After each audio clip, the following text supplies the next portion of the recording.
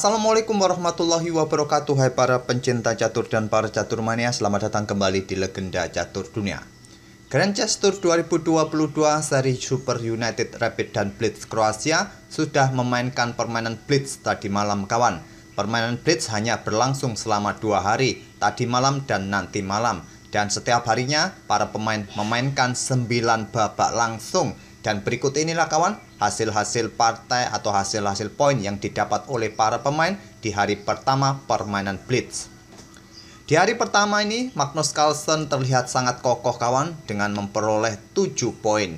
Hasil dari 7 kali kemenangan dan 2 kali kalah.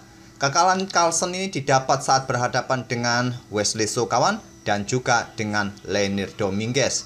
Kalah dari 2 Grandmaster asal Amerika Serikat. Dan di posisi kedua ada Ian Nepomniachtchi mendapatkan 5 kali kemenangan, 3 kali remis dan 1 kali kalah.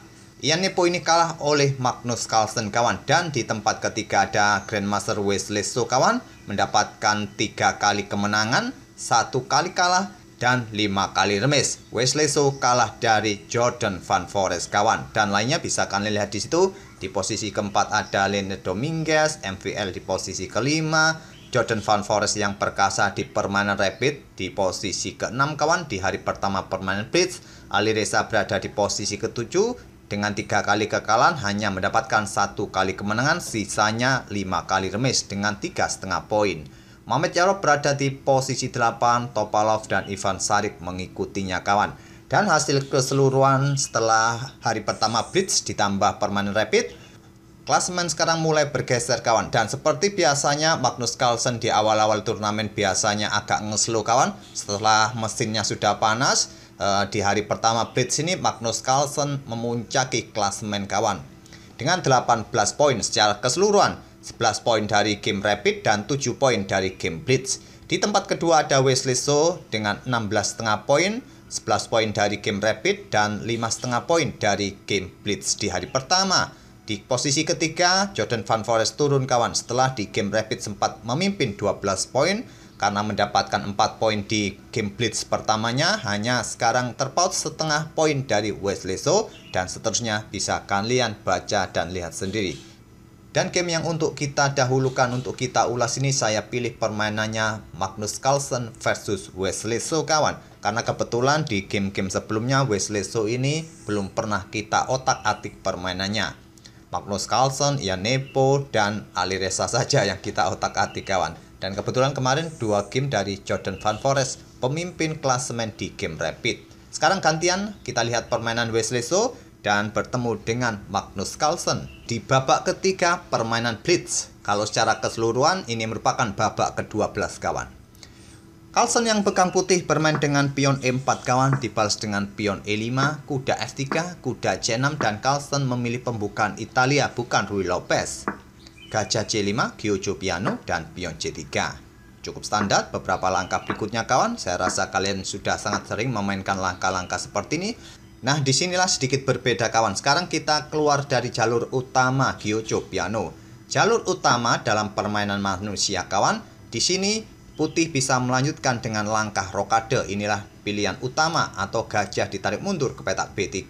Tapi kalau pilihan engine, pion B4 ini bisa kalian mainkan untuk usir gajah mundur. Kemudian kalian bisa melanjutkan rokade. Itulah pilihan engine dan pilihan manusia di mainline-nya kawan. Tapi Magnus Carlsen melanjutkan pengembangan kuda ke D2.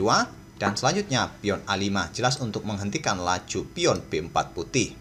Kuda F1 lanjut Carlsen, rokade oleh Wesley So, dan kuda sekali lagi manuver melanjutkan pergerakan ke G3. Barulah mungkin di langkah berikutnya persiapan rokade.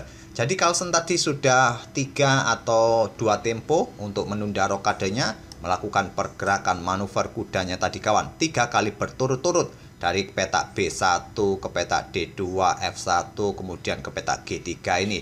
3 langkah secara berturut-turut melangkahkan kudanya. Dan ini memang sedikit keluar dari prinsip dasar pembukaan kawan, melangkahkan 1 bidak di 3 tempo yang berturut-turut. Wesley So melanjutkan gajah E6, melanjutkan pengembangan menantang pertukaran gajah terang, ditolak oleh Magnus Carlsen, gajah B5. Di sini kuda mundur ke petak E7. Ada juga engine menyarankan langsung memecah petak pusat dengan langkah penawaran pertukaran pion di sini kawan. Di sini putih kemungkinan akan melakukan rokade dan bisa kalian jawab dengan langkah pion D4 untuk menantang pertukaran pion dengan pion C putih, ataupun juga bisa melanjutkan untuk pertukaran langsung pion D pukul pion E4 ini kawan. Itulah jalur dari Stockfish. Tapi kuda ke E7 ini masih ada satu game yang pernah memainkan game seperti ini kawan, di mana putih membalas dengan pion D4. Dengan permainan ini putih menang.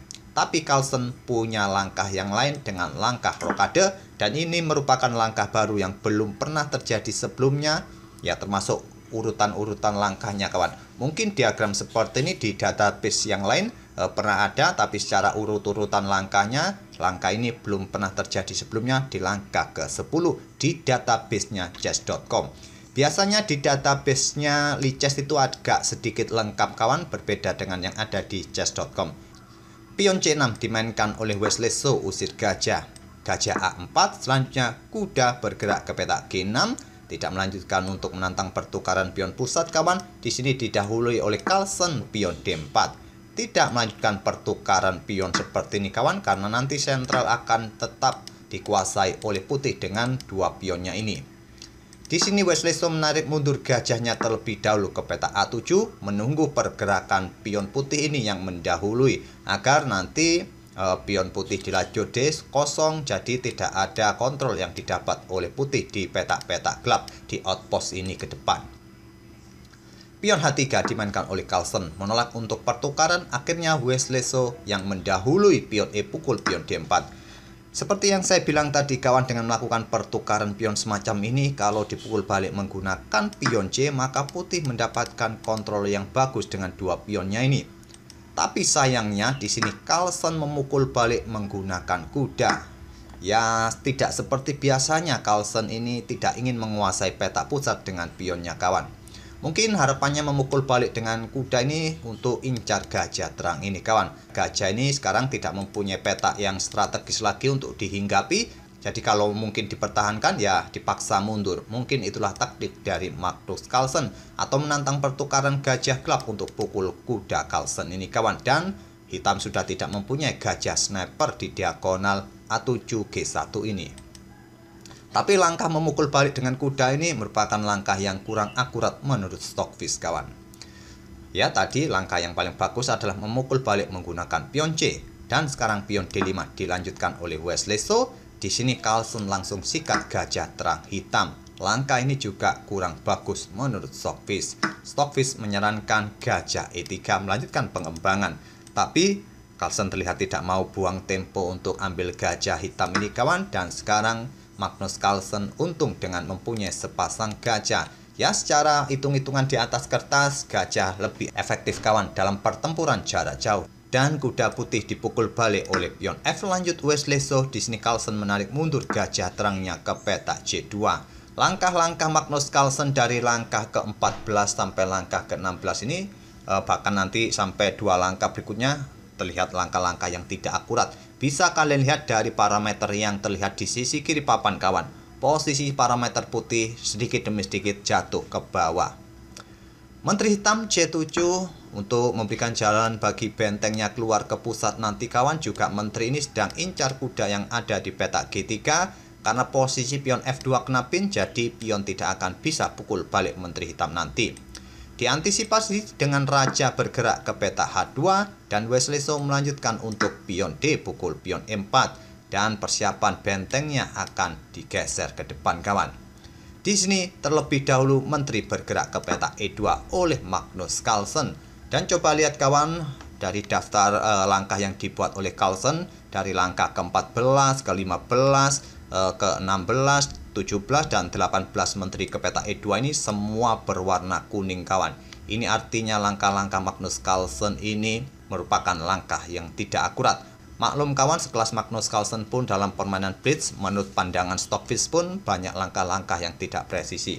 Ini terlihat posisi Magnus Carlsen, terlihat posisinya kurang bagus, memberikan keleluasan bagi para perwira hitam kawan, memberikan tekanan. Walaupun Carlsen ini mempunyai sepasang gajah, tapi terlihat gajahnya masih belum efektif. Lajur F sudah terbuka bagi benteng hitam kawan, benteng A juga siap digeser menempati lajur D, dan posisi raja ini juga dalam posisi tertekan oleh Menteri Hitam terhadap kuda putih G3. Juga ini menunjukkan bahwa posisi hitam dalam posisi menekan kawan. Dan Wesley So melanjutkan dengan kuda F4 serang menteri, juga menawarkan pertukaran gajah sikat kuda masih bisa dipukul balik oleh menterinya, tapi Carlsen menolak. Dan di posisi ini kalian lihat kontrol waktu kedua pemain, Wesley So sedikit cepat permainannya kawan, jaraknya berkisar 1 menit dengan Magnus Carlsen. Dan di sini Carlsen menolak pertukaran yang merupakan pilihan terbaik agar nanti kawan setelah dipukul balik oleh menteri, di sini benteng putih bisa melanjutkan untuk bergerak kawan, untuk keluar dari kandang. Itulah pilihan Stockfish yang memberikan kesempatan bagi pergerakan perwira putih agar lebih cepat berkembang. Tapi di sini Carlsen memutuskan untuk mundur ke peta E1 kawan dan berpikir selama 1 menit tadi, sehingga kontrol waktunya sekarang jatuh di bawah 1 menit, hanya menyisakan 50 detik saja. Dan ini memberikan tempo bagi benteng hitam keluar, dikeluarkan oleh Wesley So ke lajur D yang terbuka penuh. Coba lihat perbandingan dua benteng ini kawan. Hitam mempunyai lajur F untuk bentengnya yang sudah bergerak di lajur F yang semi terbuka, dan benteng hitam di lajur D ini juga menempati posisi yang jalur terbuka penuh. Sedangkan dua benteng putih ini masih diam-diam saja di kandangnya. Dua gajah Magnus Carlsen ini juga tidak mempunyai posisi yang strategis. Hanya satu gajah yang siap untuk melakukan pertukaran. Kalaupun gajah terang ini direlakan, ya percuma saja, nanti hitam masih mempunyai gajah yang masih tetap efektif kawan di diagonal ini, atau siap bergerak di diagonal ini untuk mendukung menterinya ke depan. Permainan berlanjut, Carlsen akhirnya sikat pion yang ada di peta E4 ini untuk mensentarakan jumlah pion kawan, dan menawarkan pada kuda hitam untuk sikat, nanti bisa dipukul balik oleh menteri. Tapi Wesley So menolak pertukaran itu. Dia mendorong pion H5-nya untuk usir kuda ini ke depan agar diagonal gelap ini terbuka, agar posisinya nanti siap memberikan discover check pergerakan bagi kuda di F4 ini selanjutnya. Magnus Carlsen menantang pertukaran gajah gelap E3, tantangan ditolak Wesley So. Gajah mundur ke peta B8, memberikan dukungan bagi menterinya untuk melakukan eksekusi di diagonal gelap ini. Setelah pion ini siap didorong ke depan kawan, raja mundur ke G1 oleh Magnus Carlsen, dan sekarang kuda langsung sikat gajah terang. Mungkin kalian melihat kawan bahwa mendorong pion terlebih dahulu untuk usir kuda agar gajah ini bisa didapat secara gratis. Ya mungkin seperti itu jalur apa yang kita lihat kawan. Tapi langkah yang paling kuat memang langsung sikat gajah ini.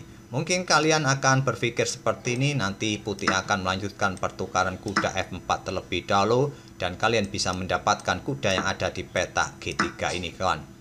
Tapi langkah yang kuat adalah yang dipilih oleh Wesley So ini menurut Stockfish juga. Di sini Carlsen memilih untuk sikat kuda F4 terlebih dahulu dengan gajahnya, tidak terburu-buru untuk ambil kuda yang ada di peta E4. Sekarang juga memberikan discover attack juga pada kuda hitam ini kawan, dan gajah putih disikat balik dengan benteng, memberikan backup bagi kuda E4 agar tidak dipukul balik menggunakan menteri kawan. Kalau memaksa memukul balik menggunakan kuda kawan, maka ancamannya sebagai berikut. Akan dipukul balik oleh benteng ancam menteri, sekaligus memberikan ancaman skakmat 1 langkah, dan putih akan kehilangan menterinya nanti. Pada posisi ini Magnus Carlsen memilih ambil pion H5 dengan tempo ancam benteng turun sekaligus memberikan jalan bagi menteri ancaman skakmat, diantisipasi dengan pion F4. Selanjutnya kuda mundur ke peta D2.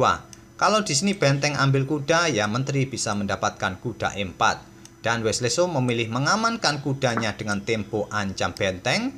Tapi tidak bisa begitu kawan, benteng putih akan tetap aman karena putih mempunyai tempo melakukan skak, ambil pion E6 skak. Dan dalam posisi ancam benteng, kalau benteng ini terpaksa ditarik mundur, kudanya aman di peta H5. Di sini Wesley So menawarkan pertukaran menteri, diterima oleh Carlsen, dipukul balik oleh raja oleh Wesley So, dan selanjutnya kuda dalam ancaman ditarik mundur ke G3 oleh Magnus Carlsen. Benteng bergeser ke peta B5, dan posisi benteng ini dalam ancaman, jadi putih tidak mempunyai kesempatan untuk membackup-nya lagi. Karena di sini masih ada kuda, tidak mempunyai tempo untuk mendorong pionnya agar pion ini aman. Dia menyelamatkan benteng E1 oleh Magnus Carlsen, tapi harus merelakan pion B2-nya kawan. Sekarang pion sayap Menteri Putih ini sudah rusak, sudah terpisah-pisah semacam ini. Baris kedua sudah ditempati oleh benteng hitam kawan. Kuda F5 lanjut Carlsen ingin melakukan ancaman di sini, di backup oleh benteng D7. Dan benteng A bergeser ke petak D1 mengepin kuda kawan. Dan tentu saja mungkin akan diikuti dengan langkah benteng satunya siap bergerak untuk memberikan ancaman bagi kuda di langkah berikutnya, ataupun membuat langkah pergerakan yang lain. Di sini gajah sikat pion F4 oleh Wesley So kawan untuk memberikan dukungan bagi kudanya. Walaupun kudanya ya masih cukup aman dengan keberadaan dua benteng, dengan tempo ambil pion juga, dan dijawab dengan pion A4 untuk menghindari ancaman dari benteng hitam ini. Di sini benteng hitam naik ke petak D5 berkoneksi dengan pion agar kudanya kalau lompat bentengnya aman, juga serang kuda putih F5. Kuda D4 lanjut Carlsen, dan sekarang pion G5 berkoneksi dengan gajah agar posisi gajah aman. Selanjutnya benteng E2 memberikan tekanan bagi kuda, mengepin kuda terhadap benteng. Simpel, kuda lompat ke C4 oleh Wesley So menantang pertukaran benteng, ditolak oleh Magnus Carlsen menarik mundur bentengnya ke E1. Kuda ke E3 ancam benteng, juga ancam pion yang ada di peta G2 ini kawan. Di sini benteng bergeser ke B1 menantang pertukaran benteng ataupun ingin mendapatkan pion yang ada di belakang. Tapi di sini benteng menolak pertukaran, memilih ambil pion G2 skak. Raja bergeser ke H1, satu-satunya peta langkah paksaan, dan selanjutnya benteng diangkat naik, ingin rebut pion ini ke depan kawan. Posisi Raja Putih sudah tersudut. Carlsen melanjutkan ambil pion B7 dengan tempo skak. Raja bergerak naik ke peta G6. Dan sekarang kuda ambil pion C6 dalam posisi yang kalut, posisi yang tertekan waktu. Di sini Carlsen membuat langkah kesalahan ambil pion ini kawan, karena memberikan jalan bagi Wesley So dengan benteng menusuk di baris kedua, dan ancaman skakmat dua langkah berikutnya sudah tak terhentikan. Di posisi ini langkah terbaik bagi putih adalah benteng ini yang mengancam pion ini kawan, dengan memberikan pin-pinan terhadap pion ini kepada raja. Sekali lagi kawan, dalam permainan cepat, rapid ataupun blitz, kontrol waktu, kepepet waktu merupakan musuh utama para pemain. Lihat kontrol waktu kedua pemain di posisi ini. Wesley So menyisakan 15 detik, tadi sempat unggul beberapa menit kawan, sedangkan Magnus Carlsen hanya menyisakan 8 detik, membuat langkah kuda ambil pion C6 dimanfaatkan benteng D2 oleh Wesley So. Di posisi ini Magnus Carlsen menyerah. Ancamannya adalah skakmat dua langkah kawan. Seperti apa ancamannya? Anggap saja benteng ini bergerak ke sini kawan untuk persiapan discover check. Ya, di sini akan dilanjutkan Wesley So seperti ini. Benteng ambil pion H3 skak, dan ini memaksa raja bergeser ke sini dan ditutup oleh benteng G2 skakmat. Kalau kalian ingin melanjutkan permainan agak lama sedikit, setelah benteng D2 tadi, kalian bisa membuat langkah yang ya bisa dibilang untuk membuang waktu kawan, mengorbankan kuda di sini. Disikat oleh gajah, benteng melakukan skak di sini, raja naik ke petak H5, kemudian kalian sikat kuda di sini, dipukul balik oleh benteng, ancaman skakmat satu langkah, benteng turun di sini, ya kemudian gajah mungkin akan ambil pion yang ada di petak J3. Tidak terburu-buru untuk melakukan pergerakan agar putih juga tidak mempunyai pion bebas, dan selanjutnya pion ini siap diambil oleh hitam.